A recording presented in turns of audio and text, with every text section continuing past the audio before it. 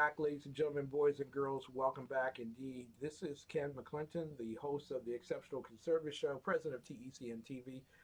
So glad to welcome you into our home office and you welcome me into yours. A huge race is happening in the Midwest of our country. It is none other than Susan Marie Smith, who is running for office here in Indianapolis in the 7th Congressional District. And it is a very important race because, quite frankly, with all of individuals on the radar across most of the country, talking about virtual landslide victories by the red, uh, the House of Representatives being overtaken by Republicans, uh, there's not much move in terms of urban America where it's needed most. And so we need individual champions like Susan Marie here in Washington, D.C. Susan Marie, why did you choose to get into this particular race? Yeah, I mean, you're a brilliant woman. You could have just fastened life and enjoyed your retirements and things of that particular nature. Why did you choose to do this race now? Well, it was actually a call from the Lord. Wow. we, my husband and I, we were very prayerful about it. And one morning he got up and he just said, I'm going to go upstairs. And I knew what it meant. So he went in his word. And, the Lord just gave him a couple words about Caleb in the Old Testament and how he wholly followed the Lord. So that when you see Caleb's name, it always says he wholly followed the Lord. And then also it spoke about the land that he was given to conquer, for all of those that went into the promised land. And he was the only one that took the entire area that was Yeah. given to him, and he had giants in the land. Hmm. And so Hmm. that's what we have here in the seventh district. It's a name uh, that is known because of previously his grandmother held the position, and then he took over. So there's an emotional bond for that name in our community. And but it was time for a change, and the Lord said, "Step into it." And so that's what we did. This seat has been held for 50 years by Democrats, and it's time that we make a change because in all the years that Mr. Carson has been in, there's been no marketable change in the Black and Brown community. So it is time that we take hold of it and set people free um, from being used by the democratic machine to Yeah. keep them in power. It's a bondage issue, really. When we look Yes. at it, and spiritually, it's not a right thing, but we'll talk about that in just a few moments. Uh, the whole concept of urban America. You mentioned the fact that the grandmother, Andre Carson's grandmother, served in the Congress. He serves in Congress. We're talking here about four generations. And yet, when people take pictures of Indianapolis, they're looking at downtown Indianapolis. Can you tell people what the difference is between the productivity that's been done in downtown Indianapolis versus on the outer edges, other neighborhoods surrounding downtown? Well, Indianapolis had become the model city Yeah. downtown. We had some, we were the convention area Hmm. that where we had conventions coming from all over. And so our downtown has grown tremendously. The housing has increased. Many people moved downtown. But when you got outside of it, there is a lot of movement from the center of town out. And so many in the Black and Brown County uh, in the community began to move even further out. And so there are still sections of our community where there's tremendous um, crime issues, black on black crime. Hmm. And so that's something that in these last couple years, it's increased. So our numbers of murder has actually increased. And so that's what we're seeing, and after with the pandemic, and then we even had riots in our community. Yeah. And so it's really made a big difference Now, um, Susan, there are some people that between. would say that that movement from center out is justified. Other people would call it gentrification, but people would say it's justified. See, that's economic progress, moving people out of neighborhoods. Is that truly economic progress? Because many of those individuals who are being moved out can't afford to live there anymore. At least that's what I'm seeing. Am I correct about that? Yes, in many of the areas now, we see a lot of. Well, as we were walking, we talked to several that had lived in the area, and they said that their parents had owned Mm-hmm. almost an entire block, but when the parents got older, they couldn't pay the taxes on it. Ooh, And so that's how they lost the land.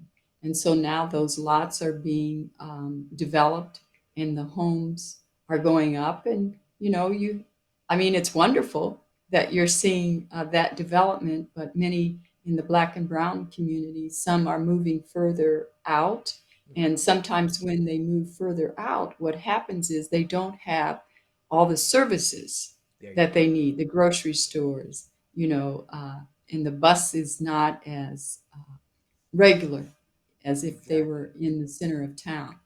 Yeah, a lot of people understand that 7 in the morning bus is a 7 o'clock in the evening bus, and those are the only two buses that come through the neighborhood. If you miss it, you miss it. So much for work. But you're right on the spot in terms of what's happening. And a lot of people would say, well, why don't the black and brown communities, neighborhoods, why don't they just get the same skills that everyone has working downtown, and that way they won't have to be moved out? How come Andre Carson hasn't helped them get those particular skills? Well, he did. He does have a yearly job fair, and That should do it. so, but we need really vocational training. We need apprenticeships, internships, and that's happening.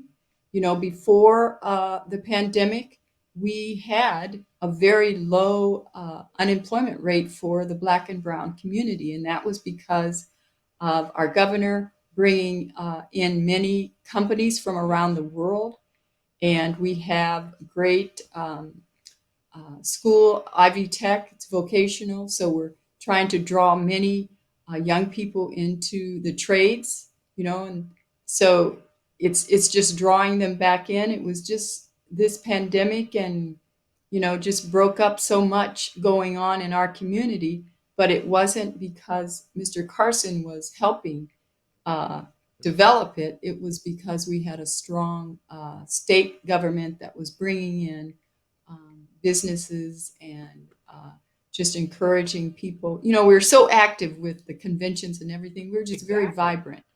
Exactly. Indianapolis was most noted for not only the economic activity downtown, but the conferences. And as well, to the west of you is Illinois. And Illinois is one of the greatest deterrents to people living in a place, I think, in outside of maybe New York and California, because the tax rate is so high. Many of those businesses wanted to move to Indiana, and seize Absolutely. jobs. So, is Andrew Carson's strategy of raising taxes the right thing to do at this particular time of COVID pandemic, and as well, just generally when you have to the west of you Illinois? Yeah, raising taxes is not something that we need at this time. We need to begin to get our young people and people back to work because what happened during the pandemic is those our hotels, restaurants, and all of those positions, were lost because many of them are still not fully opened. Yeah, And so we've just been devastated by that. And so we really need to reestablish ourselves, get our house in order And after the riots and businesses, a lot of small businesses have gone away. You know, they couldn't make it through the pandemic and then the riots. And so, but we haven't had any conversations from Mr. Carson or our mayor to talk to the owners of these businesses and to help them, you know, to come back to that time of being a model city and Yeah. having, you know, being vibrant. So it's just been a lack of leadership after this crisis. It's like they didn't know how to handle a crisis, and that's when you really see leadership. Exactly. And see, that's why when Mrs. Biggs and I took a look at your picture, uh, the first thing we thought of was out of all the people that we saw during the Democrat Marxist pandemic, because that's basically what it is. I have never heard of quarantining healthy people when there's so many sick people that needed treatment. Um, but a sense of calm and a sense of awareness in your photograph.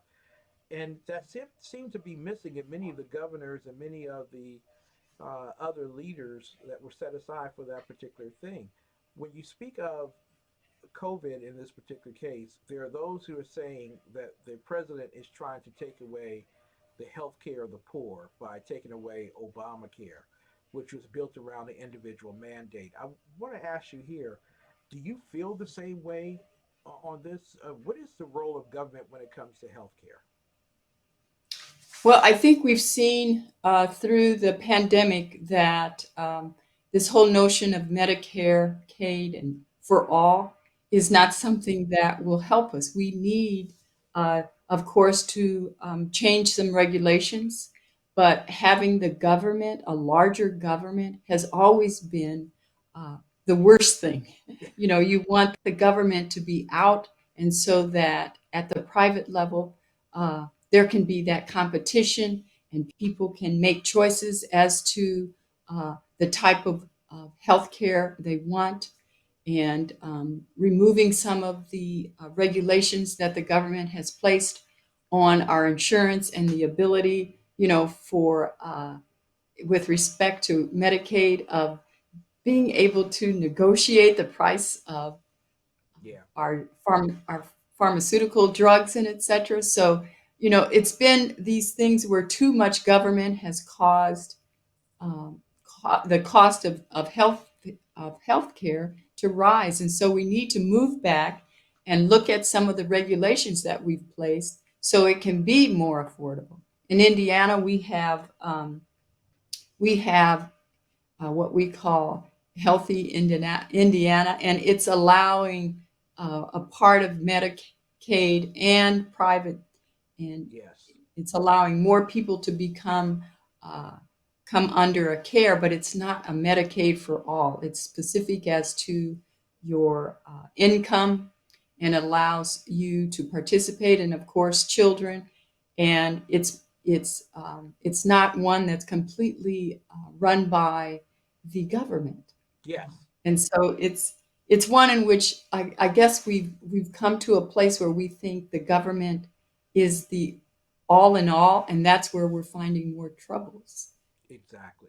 Exactly. We are talking tonight with just a wonderful spirit that needs to be here in Washington, D. C. If you're going to clean up the swamp, Susan Marie Smith is the swamp cleaner right here. And I'm going to tell you right now, when you think of Andre Carson and having met certain ISIS officials in the U.S. Congress who necessarily has pursued a Marxist agenda that has not necessarily succeeded for all of African Americans and Hispanics in Indianapolis.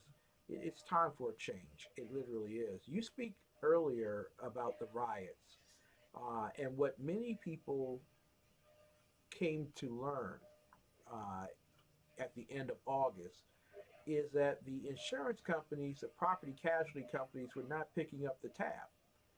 Uh, and quite frankly, if you their basic response is, if there's a fire that breaks out, great. If there's an arson, great. But if there's rioting and looting, you're on your own. And many small businesses learned the hard way. about being pro Black Lives Matter, that they didn't care about you and your pro Black Lives Matter sign on your front door. They just wanted to destroy. And many of those businesses are now out of business. I want to ask you, what is the Andre Carson plan for getting those small businesses back up and operational? Well, many have stated that he and the mayor have not even spoken to them directly. Really? And so that's part of their frustration.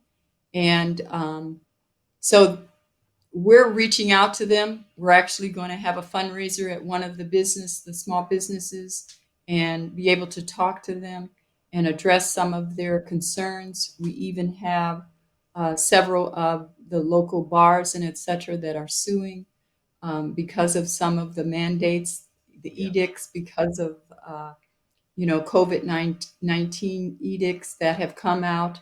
And so, there's a frustration.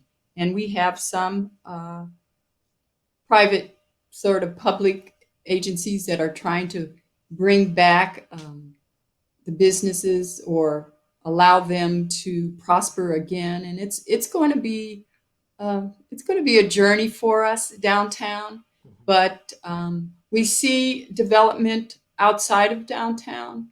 Okay. In the northern parts of our community, we see that some of the restaurants and the hotels are doing well, but downtown it's still pretty bare.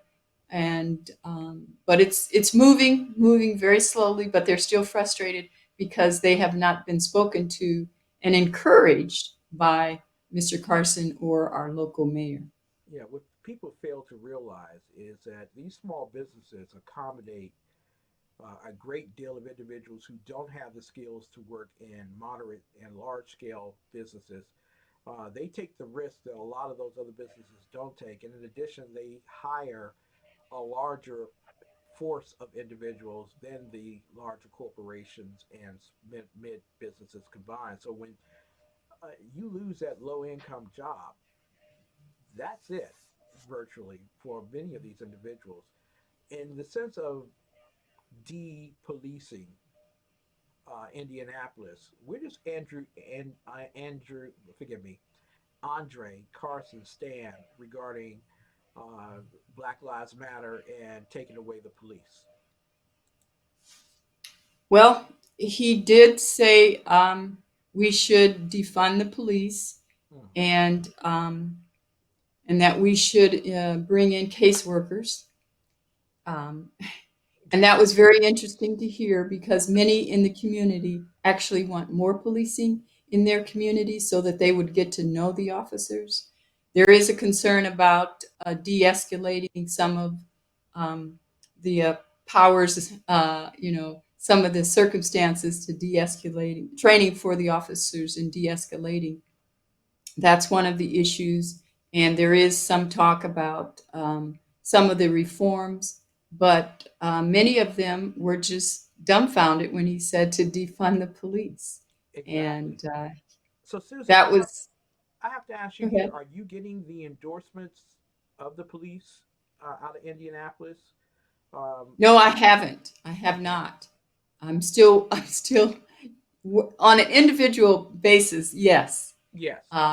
For the union, no, I'm still reaching out to them, but individual officers and within the fire department, et cetera, yes, I am getting individual endorsement because, Mr. Carson has a big following of unions, but after hearing him say defund the police and just walking hand in hand with Black Lives Matter without really addressing some of the concerns, many of them are saying we're done with that. Are they And aware that what follows dismantling and defunding the police is dismantling and defunding EMT and fire?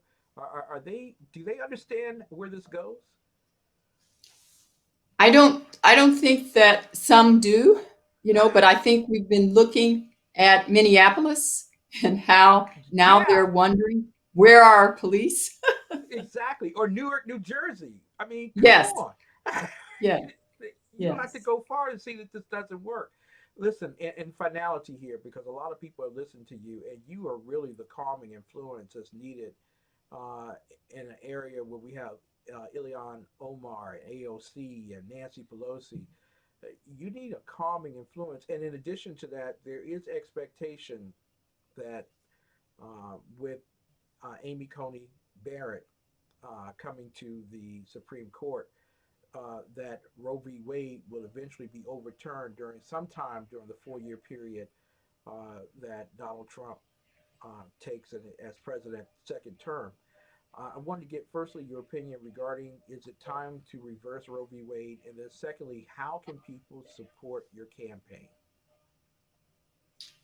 Well, I think that with respect to Roe v. Wade, it's going to have to be a, a choice of the heart of the body of Christ, Mm-hmm. and because it is something that's been a, I guess part of our system for some time, and it's one of those cases that people are on every side of it, and so it's one in which we're not going to have to rely on the government to have the change. We're going to have to begin to change the hearts of young people not to go down that road, and to help them to see just the danger and the destruction that that type of procedure does to your heart, to your future, and it is a child, and it will impact you the rest of your life.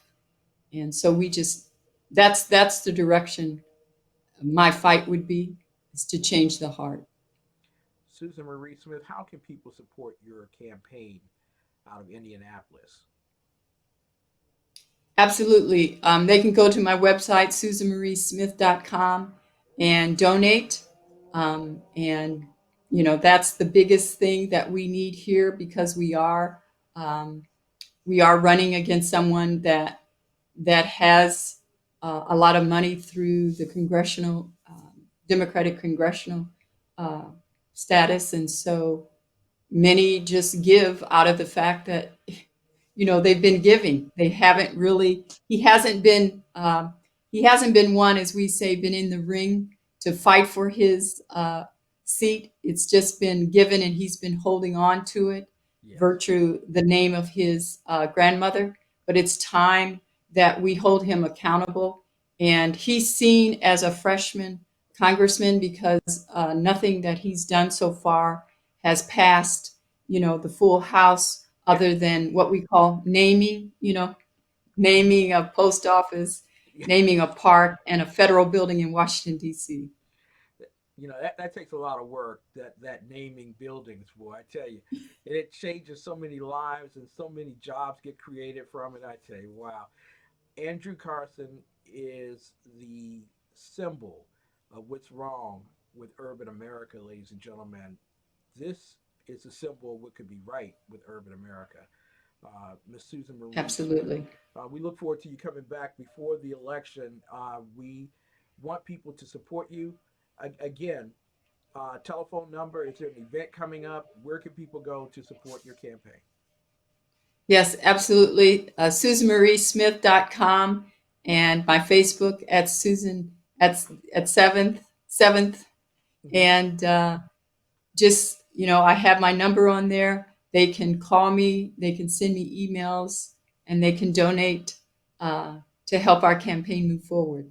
And let me just say this before we settle out here, and I won't detain you any longer with questions, but you don't understand America. In your congressional district, it may be a 50-50 in terms of how money is split and how people fight the campaign. But when you have God fearing conservatives and Republicans running in conservative postures in urban America, they're going up against people who have 25, sometimes 50 to 100% more money. I mean, multiples of money than they have. We're talking about individuals who have $30,000 and they're going up against a $2 or $5 million machine. And actually, all they need is maybe an additional $60,000 to put ads on the air or get their name out or flyers or things of that particular nature. Don't let this moment the moment of redemption for America go to waste in this election season. Support Susan Marie Smith. Make certain that the donations get there, the prayers get there.